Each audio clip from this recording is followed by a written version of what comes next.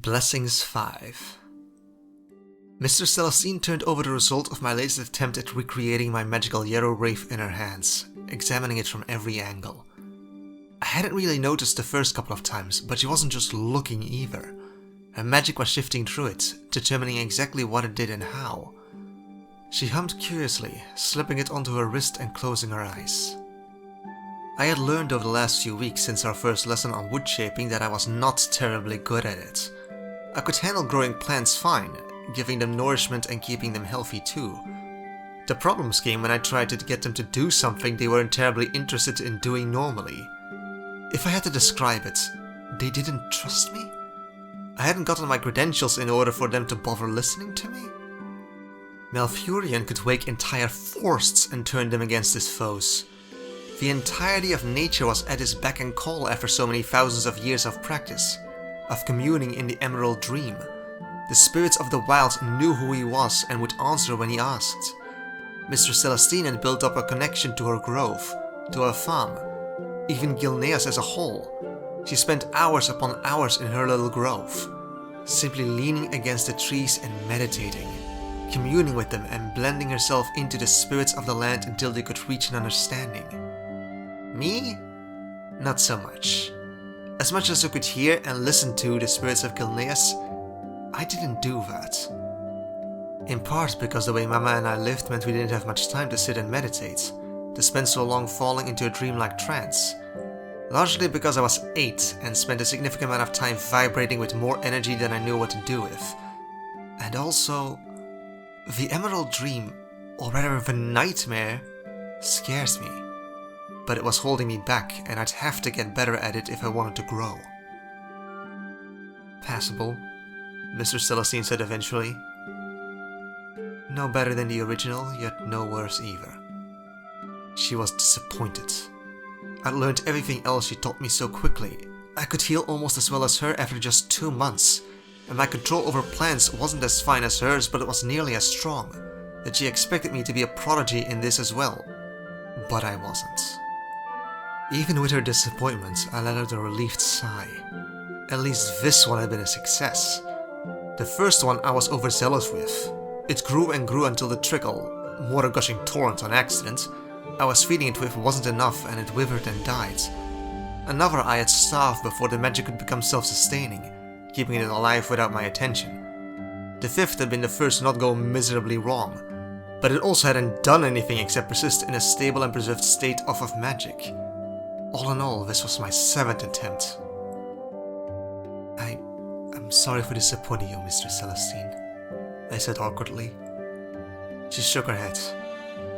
I'm not disappointed. You still show more skill than most. She paused for a moment, a frown on her face as she took the wraith off of her wrist and handed it back to me. I believe your efforts will be better spent elsewhere. You will still need to learn, if only so that you may teach your own apprentices and children when the time comes. But understand that this is not your calling. My own children? Boy oh boy, was that a thought I spent a lot of time avoiding. I liked kids, but so far I had not had a reaction to the idea of pregnancy beyond ick and ew in this life. I understand. Even if there were some things I'd really wished I could go back to being ignorant of for a while. I needed something I connect with. A tree or place, a stream, or really anything that fit would do. Technically, Celestine's grove would be best, but that would be intrusive and the idea felt uncomfortable to me. As if to do so would mean I was snooping around in her bedroom, hunting down her secrets. Celestine dismissed me for the day and I started walking around the farm. It was tempting to claim the rooftop, but it wasn't really suitable. Mama's, the farm's herb garden had become her own space. And while I was welcome there, it wasn't me. There were the holly trees, and while holly was a good thing and special, holly was a counterpart to winter to oak summer after all, it didn't feel right. Maybe it was the fertility aspect. If I tried to make something of holly, nope. You and ick and nope. Still with plenty of daylight left, I walked further afield, literally, waving to the farmhands as I went. I stopped in a few spots to check on the winter vegetables, but they were still going strong. It hadn't been that long since we blessed them. Slowly, as I made my way back towards the main house along the stream that ran along the western end of our farmland, I found myself drawn to the willow trees. They grew on the border between land and water, bridging the gap between them. Even if it wasn't a true gateway to the dream like the great trees had, it was still something. And with how I was from across a different world, one between worlds, it meant something to me. It'll be ruddy and cold coming out here later, I murmured to myself as I leaned against one of the older willows. The sound of the stream here was pleasant. Not quite a babbling brook, but the steady flow of the water blended with the other sounds in a way that made me feel relaxed. Wonder what it's like in the rain. I'd always liked rain. The sound of rain on leaves or pounding on the eaves especially. Apparently I'd made my decision. "Hi, Gwen!"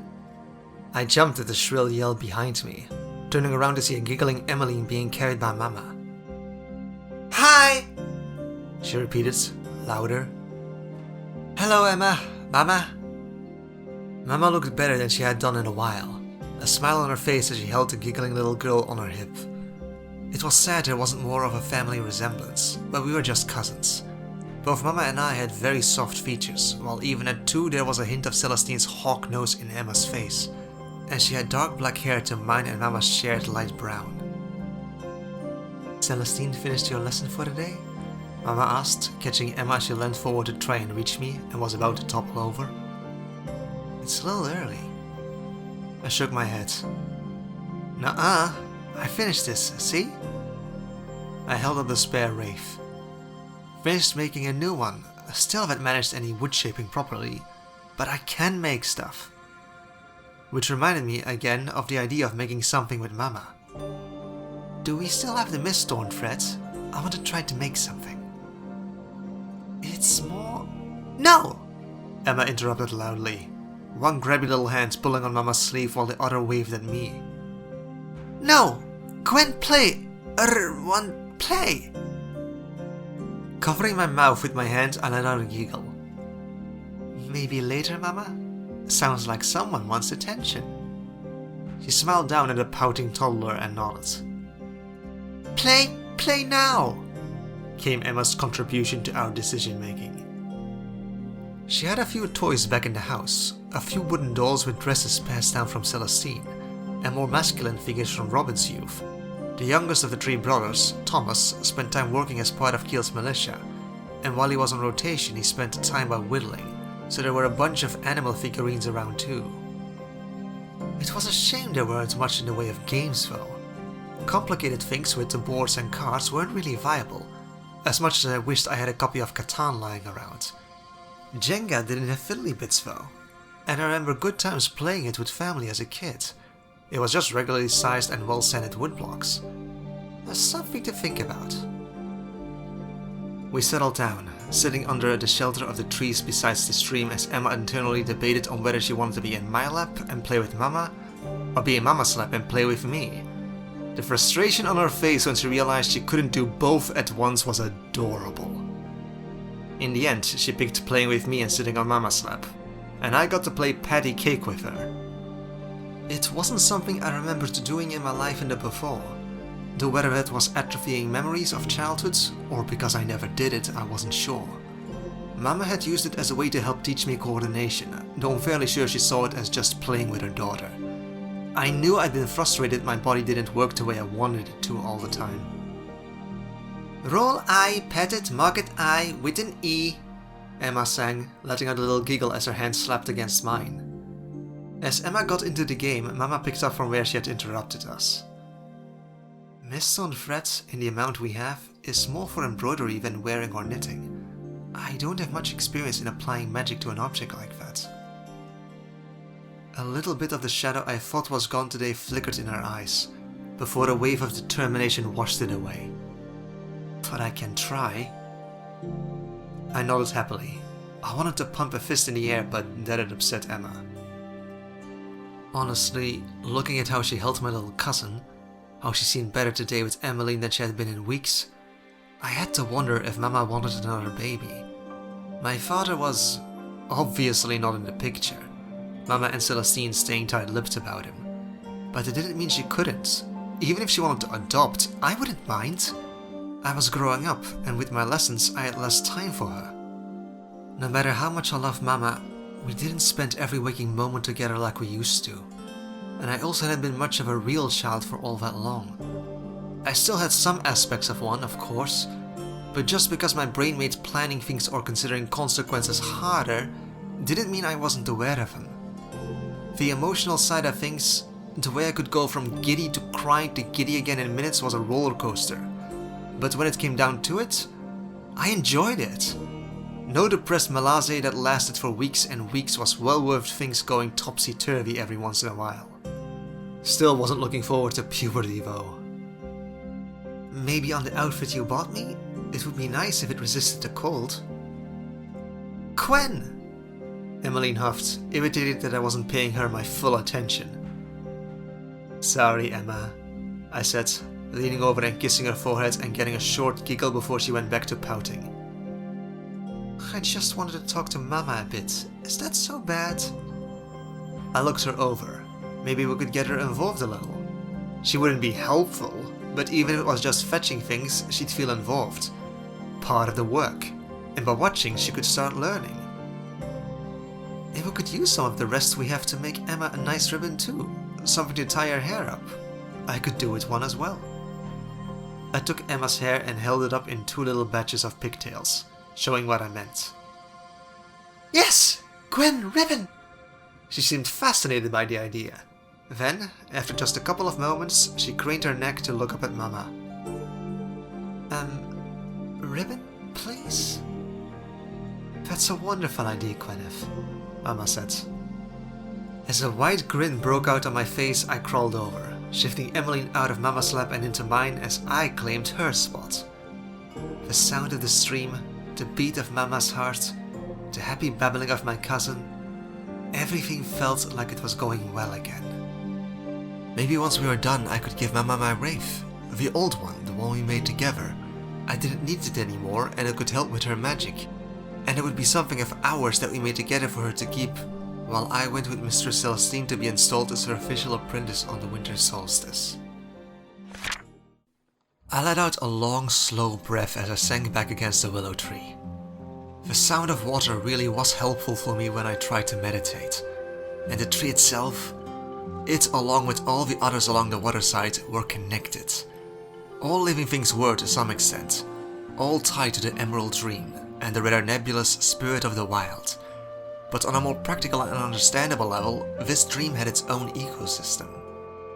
Made up of the grasses and trees, the flowers and insects, the flow of the water and the whistling of the wind, and of course the soil itself, were part of it as well. All of it together made up its own little spirit, part of a greater whole but still alive on its own. Just as each individual part of what made it up was alive as well. There was no real singular spirit, each one greater an amalgamation of those below it. Or at least that's how I perceived things and how I understood it. For all I knew, the Cenarian druids could have a completely different idea of things, but it certainly felt right to me. I'd picked the oldest of all the willow trees along the bank, but as a willow didn't mean all that much, they weren't oaks that could live for centuries, or holly that watched the decades fly by. Willows grew fast and furiously, and, by the standards of trees, died young.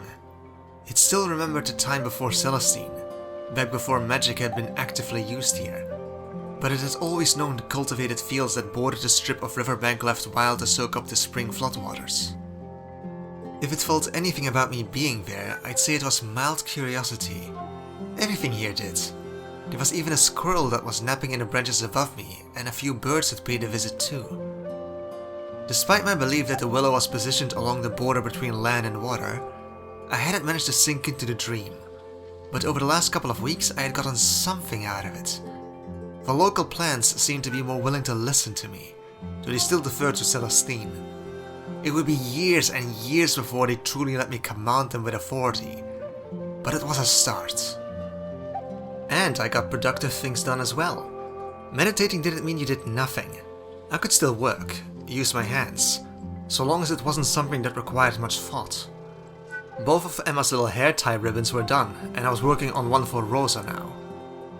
Mama was making mine for my birthday that was coming up soon, and the embroidery was going well. Tediously, but well. We bought some yellow gold dye to color the wool before we'd stitched it in too.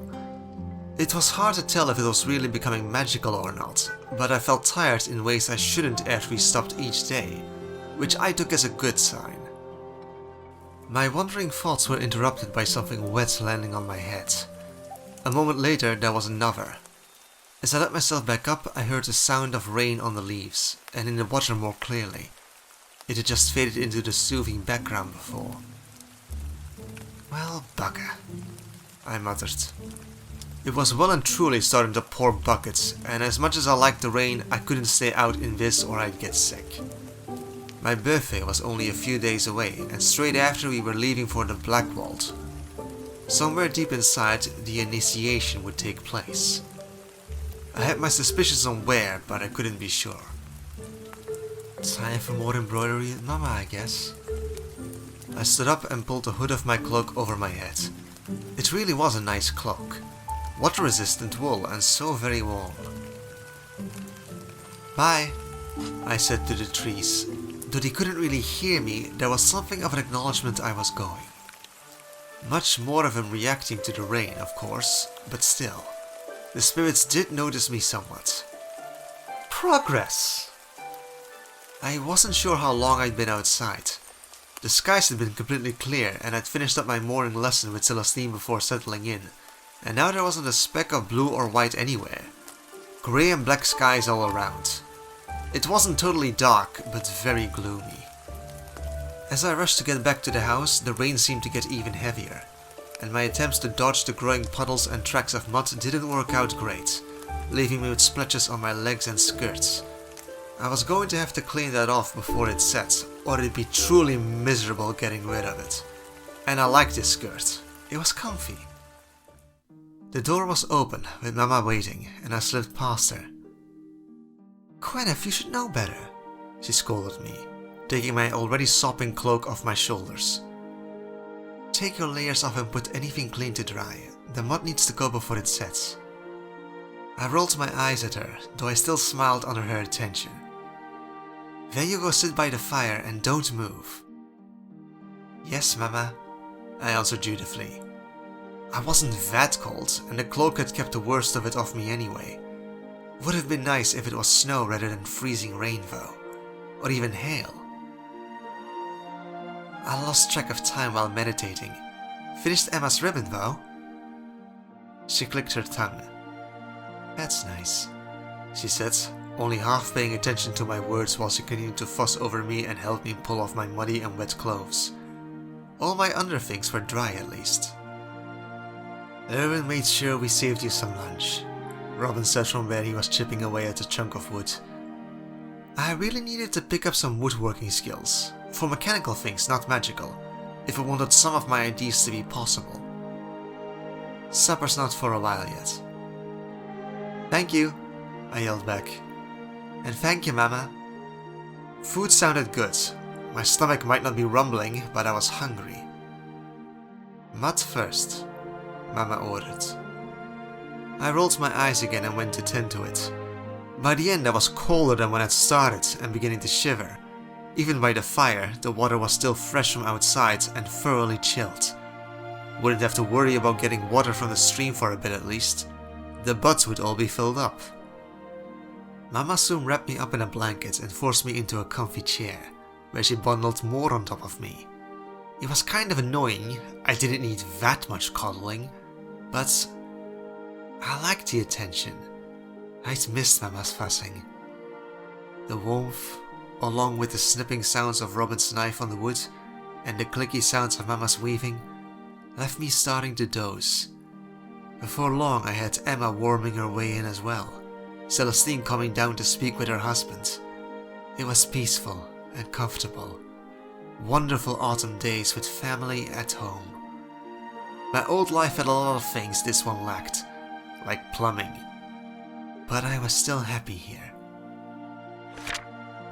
I stirred in my cot with Mama, briefly debating the value of the rooster who had crowed. Would anyone miss him?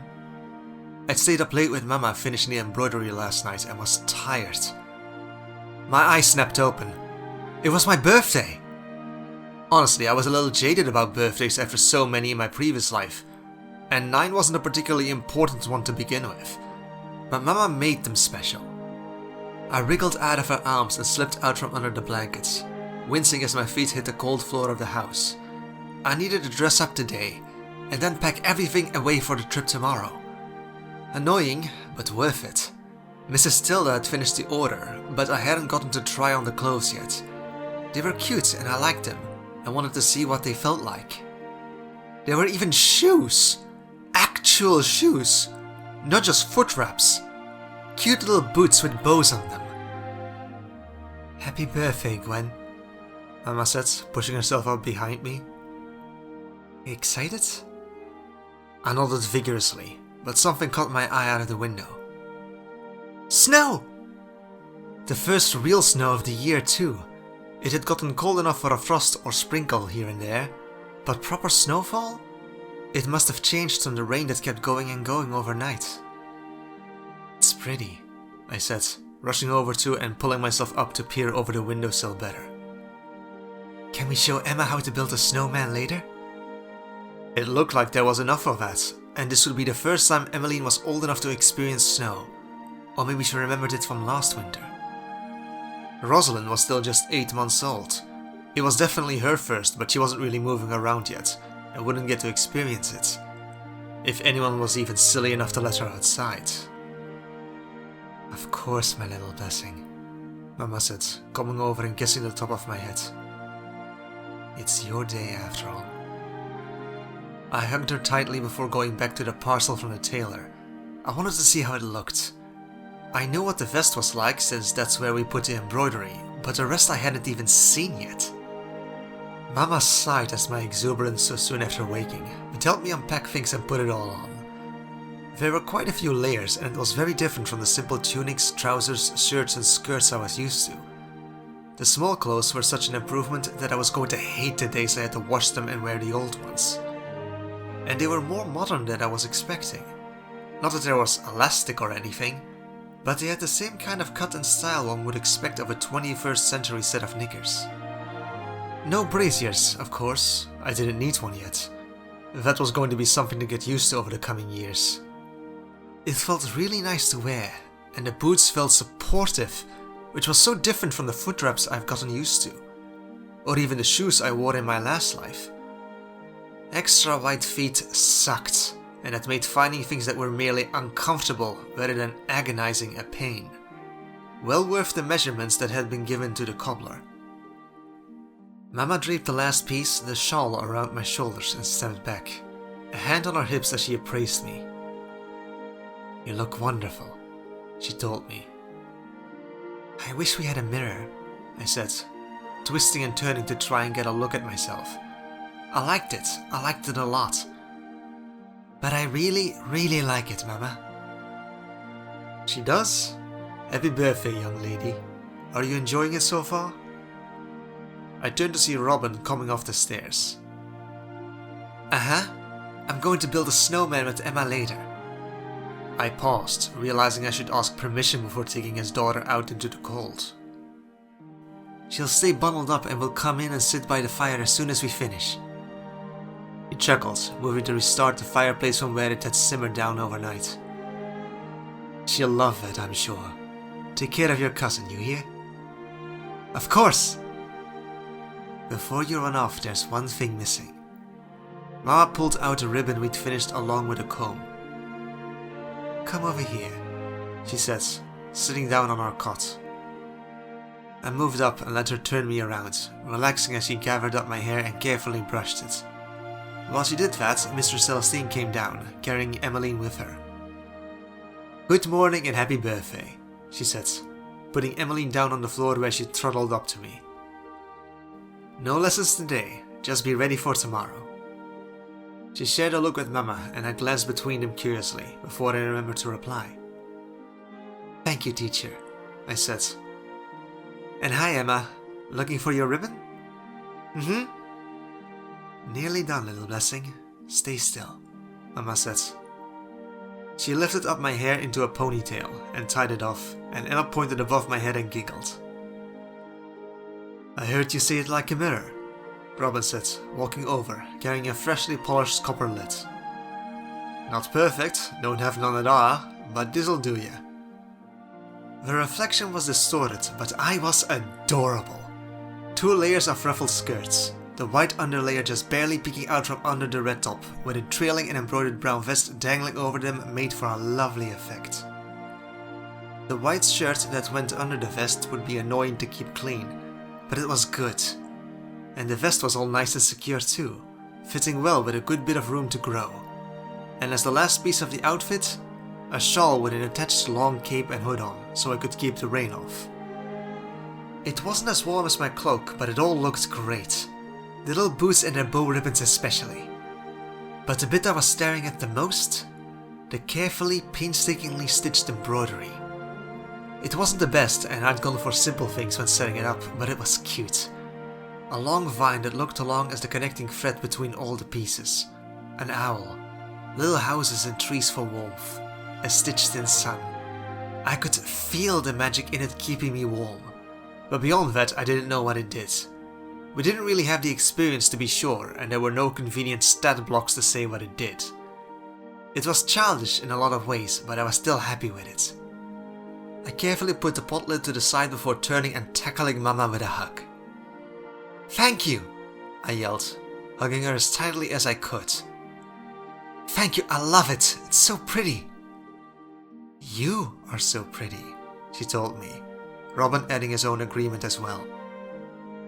I'm glad you like it, my little blessing. Mama wrapped me up in a hug, lifting me into the air and spinning me around before setting me back down with a grunt. I couldn't help but giggle happily. I was getting a bit big for Mama to do that. Robin could still do it easily, but he was a big man. Mama probably didn't top 5.5 foot, if that. We still didn't stop hugging, simply basking in being happy together, up until Emma walked up and tugged on my skirt. Want ribbon? She whined. Emmeline, Robin chastised. Tell your cousin what you think of her new look first, and ask properly. The toddler shot her father a betrayed look and whined a little louder, but relented and looked me over, glancing between me and Mama slowly. Pretty, she declared. Gwen, want ribbon? She paused. Please? She added. I knelt down and scooped her up. Of course. Mama, where did we put them? Mama quickly grabbed them and showed one off while I got to work setting up my cousin with little pigtails. She was going to be even cuter now. Almost the moment I was done, she toddled off my lap and walked her way over to her father, begging for attention and to ask how she looked. It hadn't taken her long to lose interest in me, but she was happy. For a while I stayed with Mama, going over all the things I need to do to take care of everything properly. I also got presents from the others on the farm as they came around to see Robin. Thomas gave me a dagger, saying everyone should have one, especially people who travel. Marcus brought me a pie around that he and his wife had baked. Mr. Celestine gave me one of her wood-shaped charms, one that enhanced strength with the bears. Most of them weren't really extravagant, just useful or nice things to give a child. The farmhands had chipped in together to get me a bar of chocolate. Real chocolate from Stormwind. And there'd be fish for dinner. Outside of Mr. Celestine and Mama's gifts, the dagger Thomas gave me was the most valuable. But altogether, so many people giving me gifts just because it was my birthday? It hammered home just how accepted we were here. Towards noon, I finally remembered my plan to give Mama my old wraith. I'd nearly forgotten it entirely. Mama, here, I said as I grabbed it and slipped it into her wrist. I want you to have it. I beamed up at her, smiling as she stared at it. Slowly, my smile faltered. Mama didn't look happy. Why? Mama? I asked wordly. She started to shake, tears welling up in her eyes. Her hands clenched into fists and she pulled her arms tight around her, the wraith right beside her heart. Mama! I shrieked, Worry turned to fear. "What's wrong?" "Nothing," she whispered. Robin and Celestine came over, wondering what the commotion was. But Mama wouldn't stop crying. I begged and pleaded, but she wouldn't say what was wrong. Why was she crying? Why did the rave upset her? What happened? She had been happy. Why? The rest of the day was blurry as I started to cry as well. I never did get to make that snowman with Emmeline.